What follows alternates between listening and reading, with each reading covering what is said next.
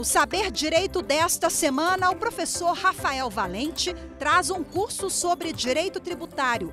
Durante as 5 aulas, ele abordará as noções gerais, o crédito tributário, as limitações ao poder de tributar, a imunidade e as ações tributárias cabíveis. Já está no ar a aula 4.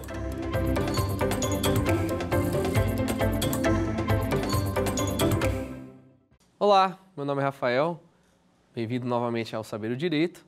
Nós estamos aqui hoje para a nossa 4ª aula, né? E hoje a gente vai falar aqui sobre as questões relacionadas à imunidade tributária.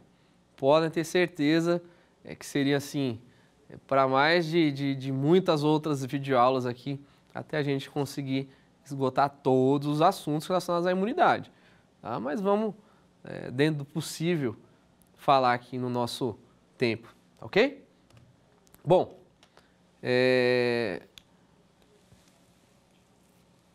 uma questão importante para a gente falar sobre a imunidade é que ela só é existente na Constituição, né? E ela só diz respeito a impostos, ou seja, contribuição está inserida aqui no rol de imunidade tributária? Não. Taxas estão inseridas aqui no rol de imunidade tributária? Também não. O que isso significa dizer? A gente vai ver as hipóteses que aquilo que não for imposto pode ser cobrado dessas pessoas imunes, né, dessas coisas imunes, em relação a contribuições e taxas. Ok? O artigo 150, inciso 6º, que é o que trata ali da imunidade, ele é um rol taxativo, mas apesar de ser taxativo, ele comporta uma interpretação, tá? Assim como todas as diversas situações, né? Um exemplo de interpretação, a gente falando de imunidade, não é a mesma coisa, mas imunidade e impossibilidade dos estados, União, estados e municípios cobrarem impostos sobre, né? Quando a gente trata a questão de isenção de tributos, isenção de impostos, pode ser trazida por lei, né? Então, é um rol geralmente taxativo, né? Porque isenção pressupõe, imunidade também, uma renúncia de receita, né? Então, caso prático, talvez você já tenha ouvido falar de pessoas que têm algumas limitações físicas, como visão monocular, né? E por meio de uma decisão judicial, ela consegue estender essa interpretação para uma cegueira, que traz ali a isenção do imposto de renda, né? Então, a gente tem essa interpretação que fica, obviamente, a cabo da justiça, para considerar que visão monocular é a cegueira de um olho, ela compromete a visão, a pessoa precisa de um atendimento especial, ela precisa utilizar esse recurso para o tratamento. Cardiopatia, né? Cardiopatia grave, mesma coisa, né? Tem algumas cardiopatias que são graves, mas não estão sendo consideradas, né? Não são consideradas pela administração como incapacitantes. Então tem que buscar na justiça, só que o rol, né, de disposições, ele é taxativo. A justiça não vai criar novas situações, a justiça vai interpretar aquela situação. Guardem isso que a gente vai ver por que dessa necessidade de interpretação. Tá? Então, o artigo 150, inciso 6º, ele vem e diz objetivamente, é vedado, né, os estados, município, Distrito Federal, União, instituir imposto sobre patrimônio, renda ou serviço um dos outros. É o que a gente chama de imunidade recíproca. A União não pode cobrar imposto dos estados, o estado não pode cobrar imposto da União, a União não pode cobrar dos municípios e vice-versa.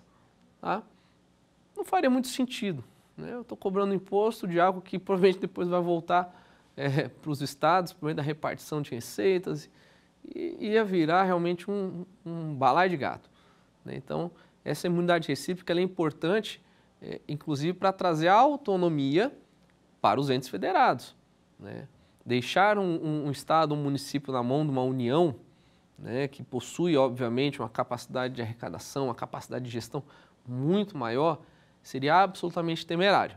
né? Então, essa imunidade tributária, essa primeira hipótese da linha A, ela traz essa carga emocional nisso, né? Não posso deixar um município dependente ou devedor efetivamente de um Estado ou de uma União em relação aos impostos, tá? Não pode também instituir impostos sobre templos de qualquer natureza, templos de qualquer culto. Não pode cobrar sobre patrimônio, renda ou serviço de partidos políticos, suas fundações, entidades sindicais de trabalhadores, institutos de educação e assistência social sem fins lucrativos, entendidos os requisitos de lei. Não pode cobrar também imposto sobre livros, jornais, periódicos de papel destinado à sua impressão. E também não pode cobrar imposto sobre fonogramas e videogramas musicais produzidas no Brasil contendo obras musicais ou musicais de autores brasileiros ou obras em geral interpretadas por artistas brasileiros, bem como os supostos materiais ou arquivos digitais que os contenham, salvo na etapa de replicação industrial na mídia de óticas ou leitura a laser, né? Porque a gente leu aqui tudo corridinho, mas calma que a gente vai explicar. Templos em relação a qualquer culto, né? Todo mundo, todos os estudantes sabem que o Estado ele é laico, né? Mas o Estado não pode. E isso é uma questão, obviamente, cultural, né? Impor ou limitar o exercício da fé, o exercício de alguma religião, né? Seja por meio de cobrança de impostos ou qualquer outro meio, né? Então a gente vê realmente uma força-tarefa muito grande, e é o que acontece muito, de pessoas abrindo igrejas em qualquer lugar, né? Em lugares pequenos, locais grandes, e esses templos, né? Das mais diversas religiões, eles vão gozar sim da imunidade tributária, ou seja, a União não vai poder cobrar IPTU em relação àquele bem imóvel onde está a sede do templo, né? A sede do centro de Umbanda, a sede do centro espírita, né? De qualquer outra situação, não vai poder cobrar, ok?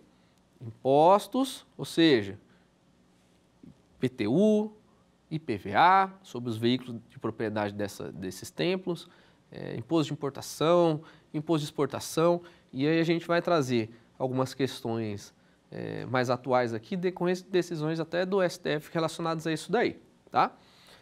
Patrimônio, renda ou serviço de partidos políticos, fundações, entidades sindicais, instituições de ensino, né? A própria Constituição, né?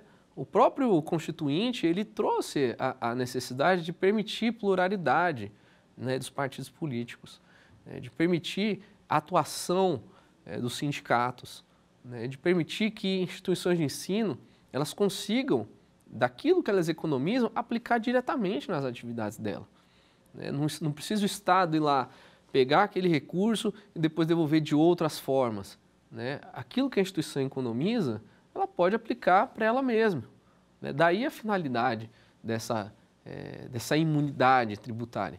Lembrando, imunidade, Constituição, isenção, lei. Só a Constituição pode trazer imunidade, ok? E aí a gente vai também destrinchar daqui a pouco algumas decisões atuais do próprio STF relacionadas a essa questão da imunidade de partidos políticos, sindicatos e escolas, ok? Seguindo aqui, né, na nossa sistemática, a gente tem agora imunidade de livros, jornais, periódicos e papel destinados à sua impressão. A finalidade é promover, né, maior acesso das pessoas à questão cultural, um custo mais baixo, né? Assim como ocorre com as instituições de ensino, a partir do momento que elas têm uma isenção, sem fins lucrativos, óbvio. A partir do momento que elas têm uma isenção, elas conseguem entregar mais para as pessoas. Livros e periódicos, mesma coisa. O livro tem uma isenção, eu consigo baratear isso para o meu consumidor, para o meu cliente, né? Lembrando que esses impostos, né, ICMS, são impostos indiretos. Eu não cobro diretamente daquele que produz. E aquele que produz, ele repassa o custo desse imposto para o contribuinte, para o cliente.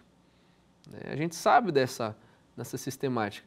Quando aparece no jornal que vai aumentar o ICMS da gasolina, quem é que vai pagar isso daí? É a pessoa que utiliza o veículo, que utiliza a moto, que utiliza o meio de transporte que utilizam a gasolina. Não é o produtor, né? Não é aquele que distribui, né? Não é o posto de gasolina que paga, é o contribuinte, né?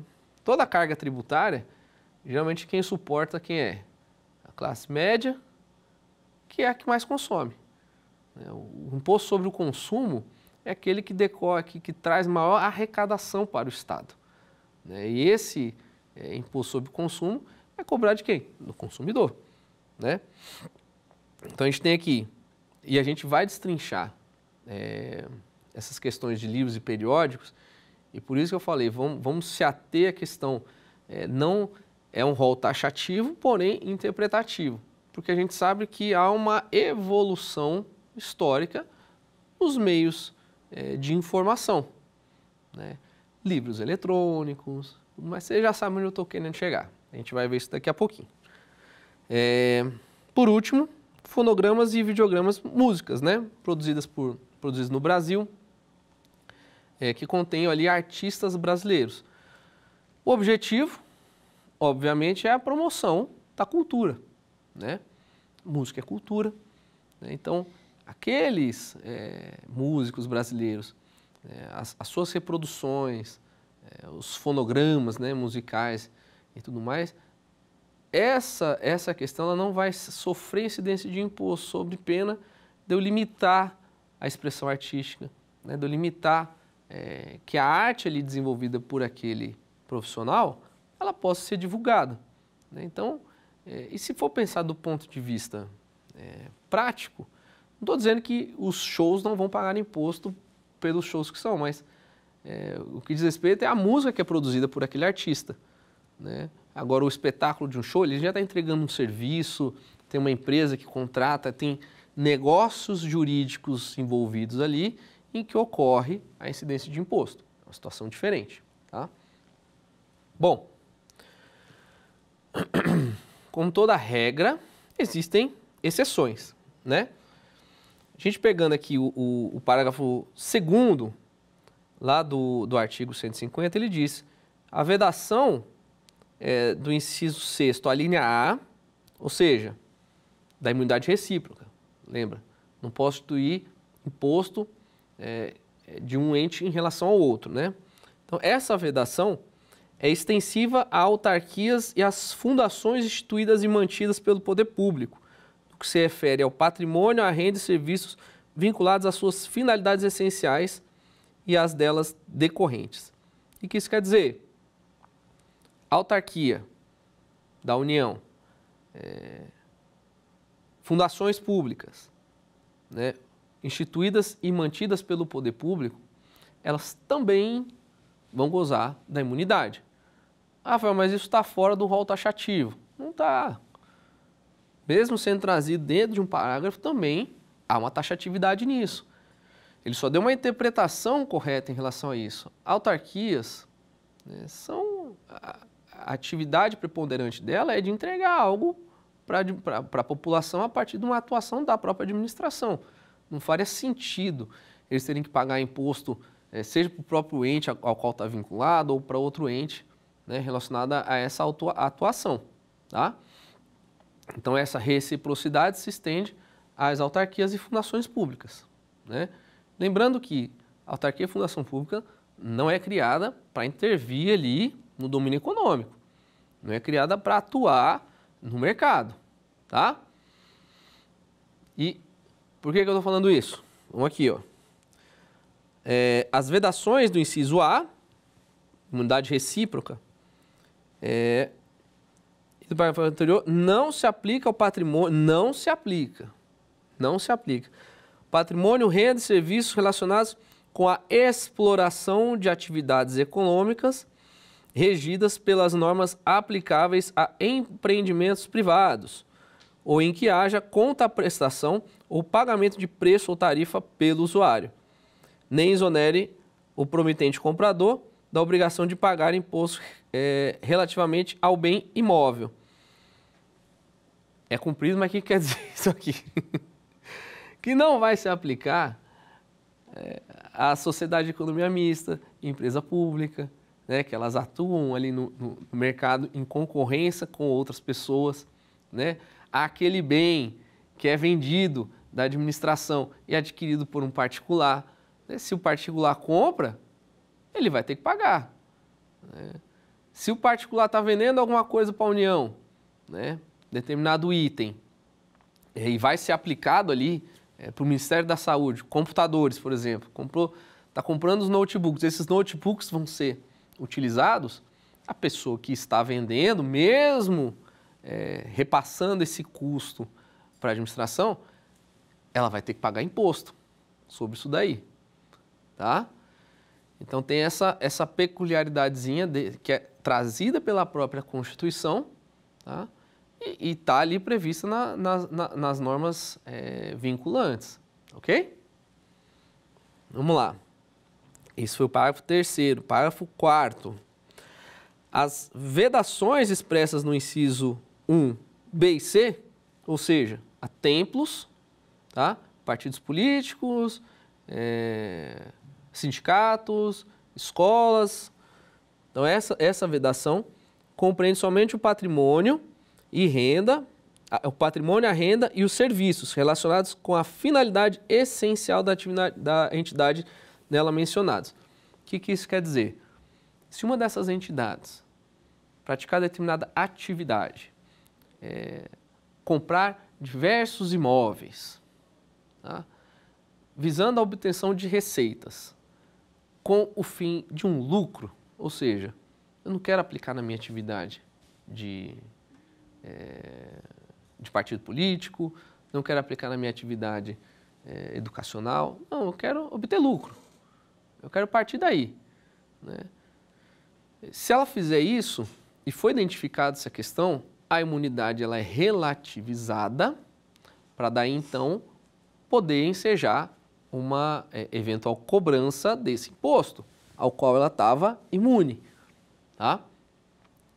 Por que isso é importante de se verificar?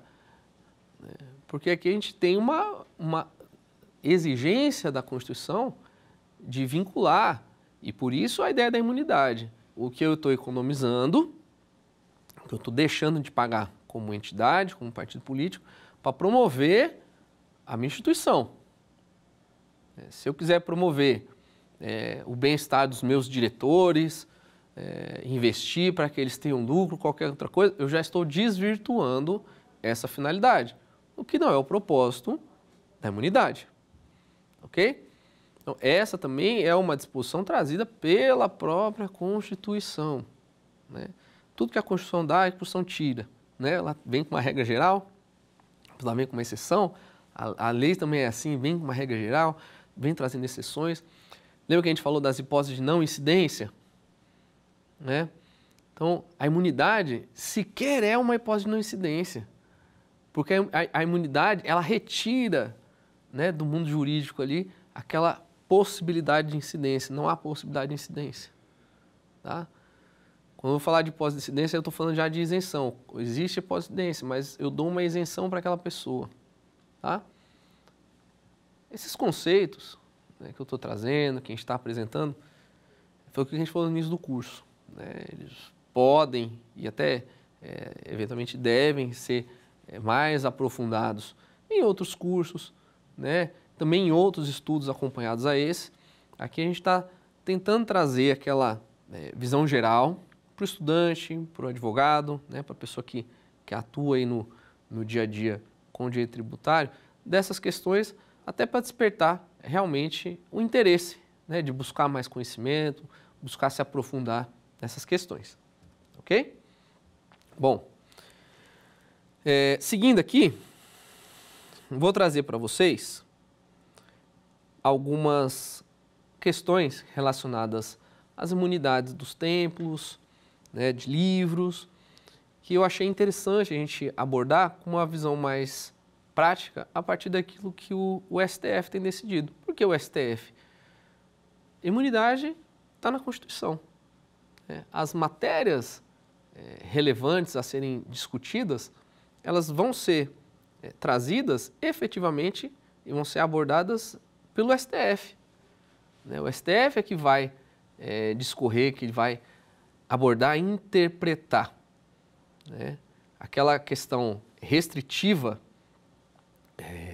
do dispositivo do artigo 150 que a gente está tratando, ele vai dar a análise mais bem elaborada daquilo. E por que ele vai fazer isso? Porque tem uma evolução que acompanha a vida social. Se a gente for pensar no direito como algo estanque, ele vai nascer e aquela norma vai morrer.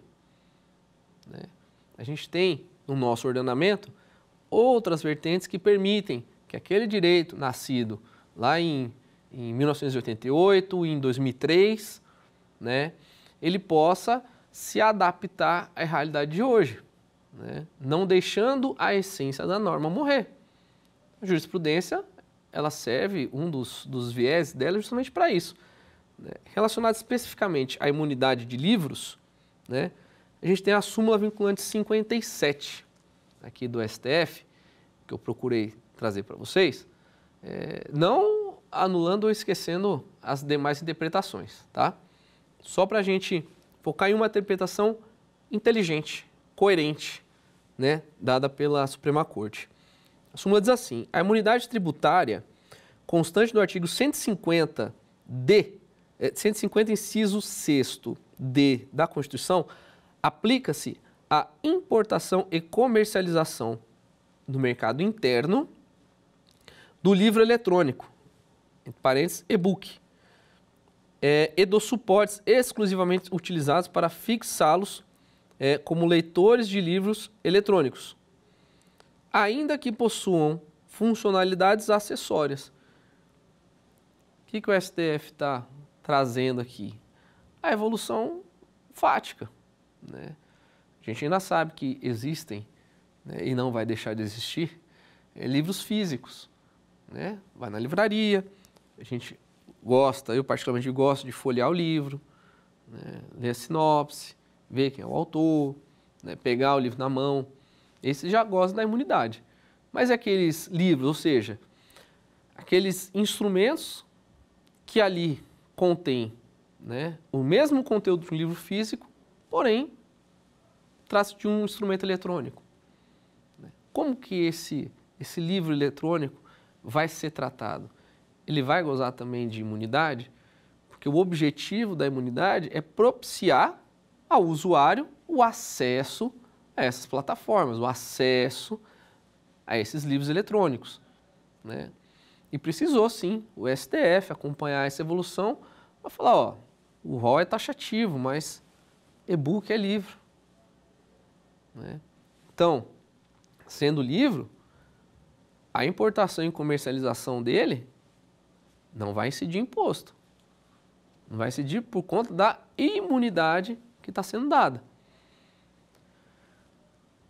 O mercado de e-books, se a gente entrar nas grandes plataformas, a gente vai ver que existem livros exclusivamente eletrônicos. Tem autores que lançam livros exclusivamente eletrônicos, seja por uma questão financeira, que do ponto de vista financeiro é muito menos oneroso lançar um livro eletrônico do que um livro físico. Eu consigo até mais incentivos eu não conheço, mas de algumas editoras que porventura tenham só livros eletrônicos ali. Eu consigo promover, de outro lado, uma economia do ponto de vista ecológico, diminuo ali a poda de árvores para a confecção de folhas, de folhas dos livros, Então tem toda uma situação por trás que beneficia, o que dá sustentação a essa decisão. Poderia o Legislativo já ter incluído ou feito uma alteração por meio de emenda constitucional? Mais fácil, essas situações corriqueiras do dia a dia, o próprio STF dar essa interpretação. Falar que livro é livro, não importa se seja físico ou eletrônico. Ok? Vamos agora ver uma outra questão relacionada à imunidade, dessa vez dizendo respeito à imunidade dos templos, tá? Questões peculiares, a gente já falou o que é a imunidade do templo e tudo mais. Mas também tem uma súmula vinculante, é a súmula vinculante 52 do STF. Diz assim, ó, ainda quando alugado a terceiro, permanece imune ao IPTU o imóvel pertencente a qualquer das entidades referidas no artigo 150-C da Constituição, desde que o valor dos aluguéis seja aplicado nas atividades para as quais tais entidades foram constituídas. Tá? Perdão, esse aqui eu coloquei do coisa, mas da linha C diz respeito aos partidos políticos. Tá? Aos partidos políticos.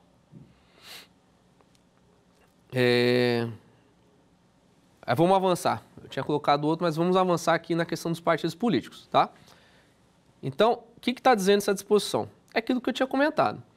Se o produto do que for arrecadado, ele servir para a utilização da entidade, essa arrecadação ela vai gozar de imunidade. Ah, mas eu estou alugando a um terceiro. É um terceiro que está alugando um prédio do partido político X. Ele é o usuário, mas a propriedade pertence ao proprietário.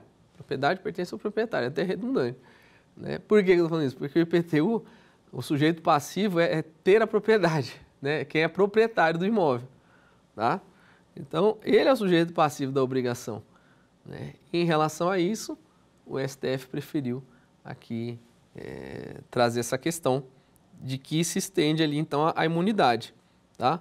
Ainda em relação à questão dos partidos políticos, né, tem o tema, trazendo em repercussão geral aqui do STF, tema 328, que diz o seguinte: a imunidade assegurada pelo artigo 150-6C aos partidos políticos, inclusive fundações, entidades sindicais. Eu estou lendo o tema, né? As instituições de educação e assistência social sem fins lucrativos, que atendem aos requisitos da lei, alcança o IOF, inclusive o incidente sobre a aplicação financeira. Por que eu trouxe isso para vocês? A ministra Rosa Weber, ela traz uma abordagem bastante completa sobre o que viria a ser e qual é a finalidade dessas instituições e por que o IOF também faz sentido, né? Nesse caso aqui, o IOF vai fazer sentido porque ele é cobrado uma operação financeira. Né? Se eu tiro essa parcela e devolvo ela, ou seja, permito que o ente tributado ali, ele se utilize desse recurso, é óbvio, né, que a aplicação daquilo num todo vai lhe favorecer para cumprir os seus objetivos. Né? E a ministra ela vem e diz assim, para a ministra Rosa Weber, a imunidade dos partidos destina-se a garantir o regime democrático e o livre exercício dos direitos políticos, que seriam abalados se eles tivessem que arcar com o ônus tributário que impera no Brasil. Já a imunidade das fundações objetiva proteger a difusão da ideologia partidária e promover o exercício da cidadania. Está falando exatamente isso. A partir do momento em que eu deixo de cobrar, o partido político vai conseguir se fortalecer, suas fundações vão conseguir disseminar mais os ideais políticos e, na prática, é para todo mundo ganhar com isso, ok? Ela vem e ainda diz, no caso dos sindicatos, o objetivo é garantir o pleno exercício da liberdade de associação sindical e dos direitos individuais e coletivos dos trabalhadores. Então, promover a atuação do sindicato. A imunidade das instituições de educação e assistência social sem fins lucrativos protege os direitos à educação, à saúde, ao livre desenvolvimento da personalidade e à assistência social. Para ver que a ministra ela traz, né, esse enfoque da finalidade. Para quê? Para estender um imposto, né, que a princípio não deveria ter grande discussão. Né? Quando a gente fala que vai incidir sobre a renda, né, como está disposto aqui. Patrimônio, renda e serviços, né, tinha essa discussão de saber se o OF está entrando ali, patrimônio, renda e serviço ou não. Então, mais uma vez, deu a interpretação relacionada a esse dispositivo, justamente para falar, ó, eu estou aplicando em relação a determinado bem, né? Estou aplicando isso em relação à minha atividade como instituição, como partido político, né? Como instituição de educação. Eu estou aplicando esse recurso que eu estou deixando de pagar. Então, é imposto, né? Não deixa de ser um imposto, eu tenho que me beneficiar dessa imunidade. Ok? Agora sim, voltando lá para a questão dos templos, que é o que eu quero falar para vocês aqui, na tese fixada no tema 336. Diz assim, as entidades religiosas podem se caracterizar como instituições de assistência social a fim de se beneficiarem da imunidade tributária prevista no artigo 150B, que abrangerá não só os impostos do seu patrimônio, renda e serviço, mas também os impostos sobre a importação de bens a serem utilizados na consecução de seus objetivos estatutários. Aqui é a famosa comercialização de objetos religiosos, né? Tem instituições religiosas, né, católicas, cristãs, de centros espíritas, que elas possuem, né, artigos religiosos ali, colocam artigos religiosos para venda e por vezes esses artigos são importados. Então daria um ar de obtenção dessa receita para finalidade diversa daquela qual o templo ali ele existe, né? Então o STF ele veio interpretando essa questão justamente para falar, ó, esse tipo de situação que ensejaria a cobrança de determinado imposto está também imune aqui pela Constituição Federal, ok? Passando aqui, uma aqui, imunidade de música, né? O STF, né, ele também tá para ser julgado nesse tema aqui, se discos de vinil importados, mas contendo obra musical de artistas brasileiros, também fazem jus à isenção tributária prevista na Constituição. A questão será discutida em recurso ordinário, aí tem o número do recurso, e por unanimidade teve a repercussão geral reconhecida. Então é um tema que a gente está trazendo aqui como mais atual nessa questão da imunidade, que é justamente obras musicais em que envolvam artistas brasileiros, mas que foram produzidas em outros países, ou seja, provenientes de importação, né, se elas também vão gozar dessa imunidade, né? Qual é a importância disso? É conseguir, da mesma forma, propagar, divulgar essas questões culturais de uma maneira menos onerosa, né, para o contribuinte, para aquela pessoa e, com isso, fomentar a produção. Se a gente for observar de um ponto de vista de fronteiras, né, a globalização ela praticamente destruiu isso daí, né? A gente não tem mais barreiras físicas. Qualquer pessoa que tiver um passaporte em mãos, ela pode viajar para qualquer país, se relacionar, né, criar negócios jurídicos com pessoas de outros países. Na música, é exatamente a mesma coisa. Artistas brasileiros, isso desde sempre. Artistas brasileiros se relacionam com outros artistas da América Latina, produzem obras musicais e querem trazer para cá.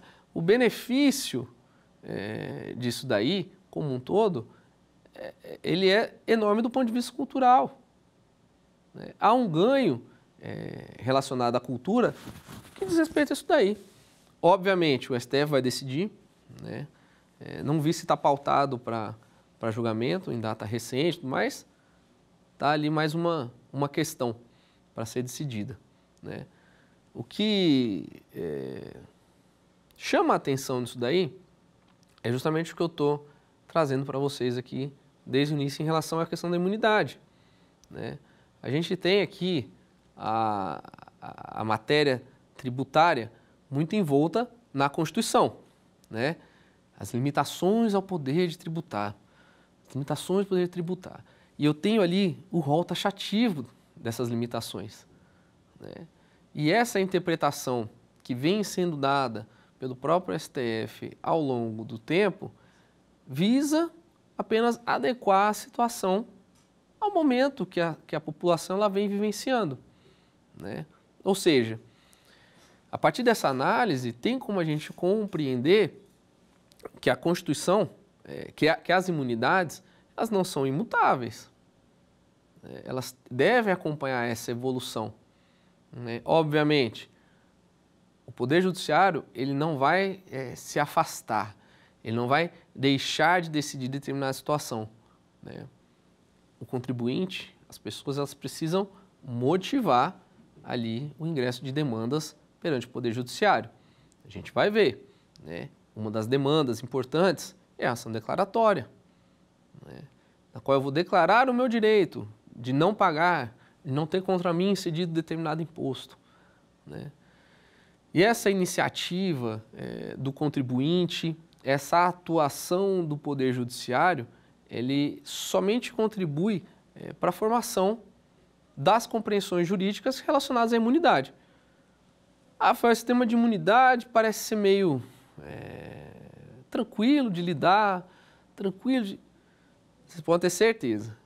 No momento da aplicação, né, o Estado, o ente tributante, ele pouco quer abrir mão da sua arrecadação, tá? Fazendo um parênteses rápido aqui, tá? Para questões que eu disse que ia comentar um pouquinho mais, de guerra fiscal, né? A gente teve um problema muito complexo há alguns anos relacionados ao imposto de importação. Eu citei para vocês numa das aulas anteriores, do ICMS importação. Ou seja, eu importo uma mercadoria, preciso pagar o ICMS dessa mercadoria importada, né? Existem vários tipos de importação. Uma delas é a importação por conta e ordem de terceiro. Como é que eu faço a importação por conta e ordem de terceiro? Eu contrato um despachante, esse despachante importa a mercadoria para mim, ele funciona meramente como um despachante, ele só faz o desembaraço. Quem está importando sou eu, né, que estou comprando diretamente. Importação por conta e ordem de terceiro. Nesse tipo de importação, eu tenho meu estabelecimento, por exemplo, aqui em Brasília, né? Estou importando por um estado X. A importância da interpretação. Tem, na lei própria do ICMS, a necessidade de recolher o imposto no estabelecimento importador. Só que quem é o estabelecimento importador? O estabelecimento que está comprando a mercadoria por meio de um importador, ou esse importador que está realizando esse despacho de importação. Precisou vir o STF para sedimentar, o STJ para sedimentar a interpretação do que seria essas importações. O STJ e o STF também temos decisões, dizendo o que vem a ser importação por conta e ordem de terceiro, para fixar que quem importa é de fato a pessoa do estabelecimento aonde a mercadoria vai chegar. Só que essa discussão é que gerou vários impasses do ponto de vista arrecadatório. Então, a forma como a lei é interpretada, seja pela fiscalização tributária, né, seja pelo contribuinte, né, ela importa e muito. Lembra que recordo que eu me falei na segunda aula sobre as questões relacionadas à obrigação tributária, obrigação principal, obrigação acessória? Isso está ligado a uma obrigação acessória, né? Quando eu vou falar de imunidade tributária, por exemplo, pode ser que o determinado ente ali que gosta de imunidade ele esteja pagando o tributo e também não sabe. Ele está realizando ali a declaração de seu imposto e não sabe que ele gosta de imunidade. Então, buscar se calçar de determinadas informações a respeito disso daí, como que a jurisprudência está entendendo, o que a legislação diz, né? É imprescindível para a nossa atuação no mercado. né? Como eu disse para vocês, nosso sistema é complexo. Não existe aqui uma empresa que não reclame da forma como o tributo está sendo recolhido. Não tem uma empresa que não passou por alguma chateação aí de recolhimento, às vezes, de imposto indevido, recolheu a mais ou recolheu a menos, né? Essa evolução, essa busca constante de aprimoramento, né, do Estado em relação à arrecadação gera um acúmulo de normas absurdo, né? E é importante, existem empresas de auditoria, existem empresas que vendem softwares para fazer com que a empresa compreenda melhor essa forma de tributação, né? Como que eu faço para declarar, como que eu faço para pagar o imposto correto e correr menos risco, como eu faço para atuar de uma maneira que eu venha pagar menos imposto, porém de uma maneira legal. Essa complexidade parece que a gente fica aquela eterna situação de que o Estado quer cobrar e eu tenho que pagar. Se a gente passar a ver a questão do tributo como algo efetivamente implementado na nossa sociedade, a gente vai compreender facilmente por que eu tenho uma imunidade tributária, né, para um templo, por que eu tenho uma imunidade tributária recíproca, né? Por que não faz sentido eu cobrar impostos, por exemplo, de livros e periódicos? Eu vou desincentivar isso. Então, assim, como eu faço, então, o Estado, né? Como o Estado faz para arrecadar, para entregar mais e como o contribuinte faz para pagar de maneira correta e também ter mais. Essas são questões complexas, né, que todos nós estamos inseridos no dia a dia. A gente tem visto agora que várias discussões sobre a reforma tributária, uma hora parece que vai, outra hora parece que para, ninguém quer abrir mão de nada, todo mundo quer receber tudo, digo todo mundo assim, estados, municípios, Distrito Federal, como que vai ser controlar eventualmente o imposto único, como é que vai ser essa responsabilidade, como é que vai... Do ponto de vista do contribuinte, ele precisa ter uma simplificação maior para poder, eventualmente, pagar melhor. O risco, às vezes, de você fazer uma declaração errada e ter que pagar mais é maior do que o próprio tributo que o contribuinte está tendo que pagar, né? E as questões relacionadas à imunidade são questões pessoais. Pessoais de quem? Dos tempos, né? Das produções musicais. Ou seja, a eventualidade de se ver alguma distorção sobre a atuação do Estado em relação à cobrança, que pode ocorrer, eu posso gozar de uma imunidade tributária e o Estado pode vir e pode me tributar, né?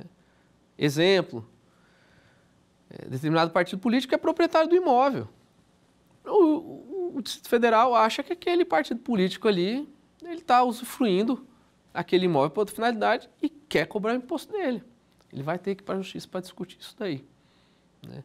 E é nesse contexto do que fazer, né, do como fazer, que depois a gente vai conseguir ali desenvolver na próxima aula, sobre quais são as demandas judiciais, quais são os caminhos possíveis, o que fazer, né, o que não fazer com base nas questões de atuação, né? Então, só recapitulando, imunidade está disposta na Constituição, não na lei. Lei se reserva as questões de isenção, tá? E a imunidade tributária diz respeito a impostos, ok? Lendo o artigo 150, inciso 6º, a gente vai ter ali todas as disposições relacionadas à imunidade. Tá? Então, é um rol taxativo? É um rol taxativo. Porém, como a gente já conseguiu ver aqui, é um rol interpretativo, como qualquer coisa no direito. Nada é absoluto, né? A gente tem essa máxima no direito. Se alguém perguntar para você, devo pagar o tributo? Você fala, talvez, não sei, vou ver. Porque nada é absoluto. Eu pague ou não pague. Vá fazer uma análise para, de fato, verificar, né, o que a jurisprudência diz, o que a doutrina está trazendo, né? O que a legislação está apontando para ver qual que é o melhor mecanismo ali a ser eleito. Né? Óbvio que numa prova de concurso, por exemplo, esse rol aqui, se estiver perguntando o que a lei determina, está na lei. O que a jurisprudência diz sobre o assunto? Aí tem que ter conhecimento jurisprudencial. Entendeu? Cada aplicação dessa situação aqui vai variar em relação a onde e em relação ao que a pessoa for questionada, em relação ao que houver necessidade de ser praticado. Correto? E lembrando ainda que essas situações, elas comportam algumas exceções, né? Só recapitulando, a vedação ali da linha A, né, ela já tem uma interpretação já maior, que diz respeito a ser extensiva, né? Ou seja, a imunidade recíproca ser extensiva às autarquias e fundações, né? De não ser aplicável ao patrimônio, renda e serviços relacionados à exploração de atividades econômicas regidas pelas normas aplicáveis a empreendimentos privados. Banco do Brasil, por exemplo, não gosta de imunidade. Ele está ali no mercado, ele está gozando ali, ele está atuando no mercado financeiro. Se ele tiver qualquer tipo de imunidade, qualquer tipo de benefício, a concorrência ali vai ser bem desleal, né? E outra situação relacionada a templos e partidos, que a vedação, né, de instituição de imposto sobre templos, partidos políticos, sindicatos, compreende somente patrimônio e renda e os serviços relacionados às finalidades essenciais das suas atividades.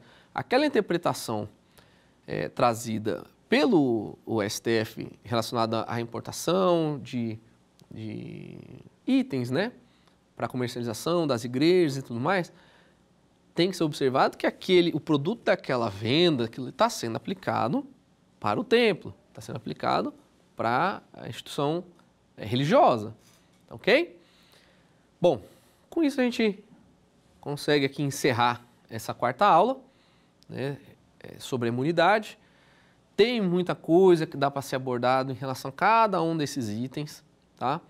Acho que a gente conseguiu trazer uma noção boa do que seria e qual é a finalidade, aonde que o aplicador do direito, aonde que o estudante tem que olhar, né, para ver se aquilo ali vai ser uma imunidade ou não. Lembrando que ela está dentro das limitações constitucionais ao poder de tributar. Ok? Vamos agora ao quiz, saber as perguntas e respostas aqui relacionadas a essa aula. Vamos lá.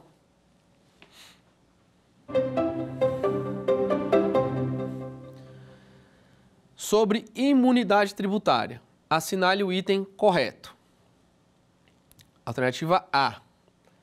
A imunidade é fixada por lei. Alternativa B. Está ligada à não ocorrência do fato gerador.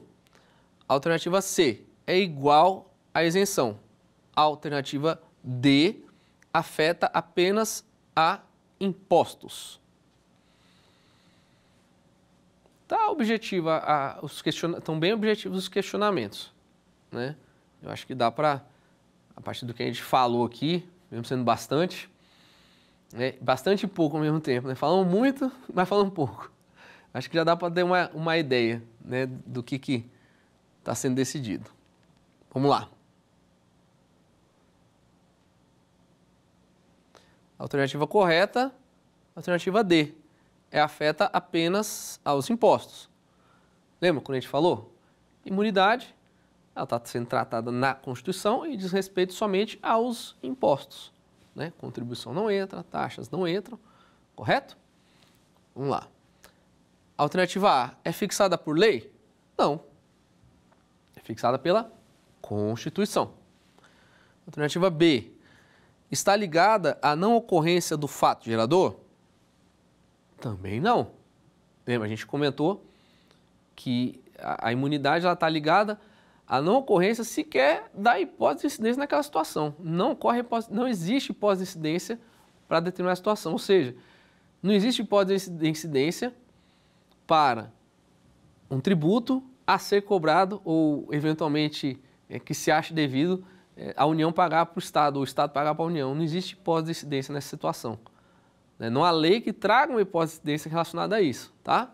Então, não diz respeito ao fato gerador, é antes ainda. E a alternativa C é igual à isenção. Também não. Pode ter o mesmo, vamos dizer assim, o mesmo efeito prático de não pagamento, né? Porém, na isenção, como eu já disse, é fixada por lei, existe a hipótese de incidência, né? E vem a lei e fala, ó, a pessoa é isenta. Ocorre aquela situação em relação a ela, mas ela possui uma comorbidade, ela possui uma cegueira e ela vai ser isenta de pagar o imposto de renda, né? Para ela não se aplica. Ele está trazendo o quê? Uma isonomia, porque essa pessoa que vai deixar de pagar o imposto, a ideia é que ela utilize esse recurso, essa disponibilidade financeira que ela vai ter para o tratamento de saúde dela, para alguma outra situação, ok? Vamos para outra pergunta?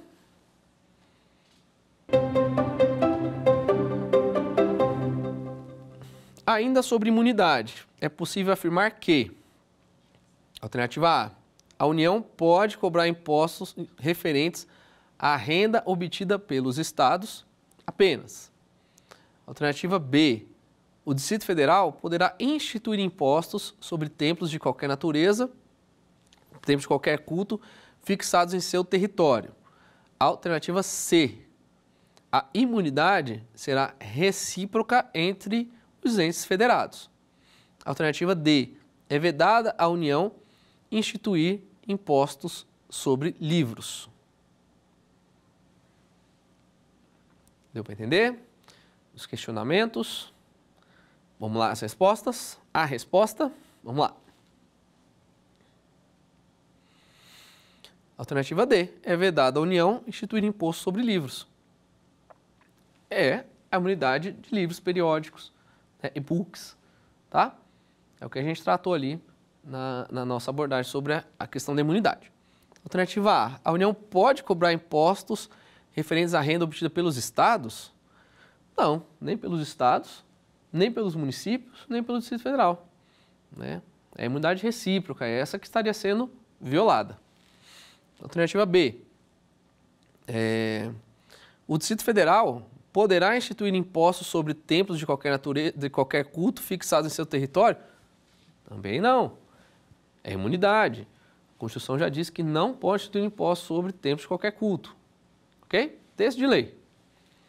A alternativa C, a imunidade nunca será recíproca entre os entes federados. Errado. Uma anula a outra aqui, né? A gente fala da imunidade recíproca lá em cima, a alternativa C está errada. A imunidade ela sempre será recíproca entre os entes federados. Ok? Vamos para a última pergunta.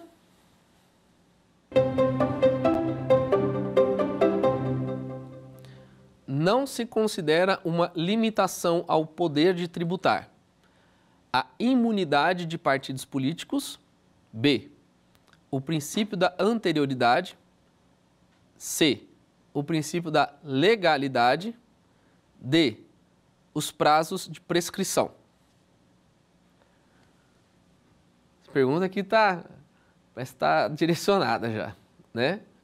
Vamos lá, a resposta? Que eu trouxe outros assuntos juntos só para não ter problema.